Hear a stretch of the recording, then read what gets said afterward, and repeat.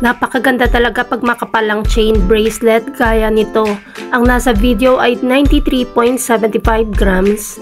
Ang lahat ng jewelry natin ay 24K Korean gold, hindi tayo nagbebenta ng 18K or 14K, maliban na lang sa kanilang mga 18K lock. At lahat ito ay nabebenta at nasasangla. Heto mismo ang ating 93.75 grams pagsuot, napakaganda at napakakapal.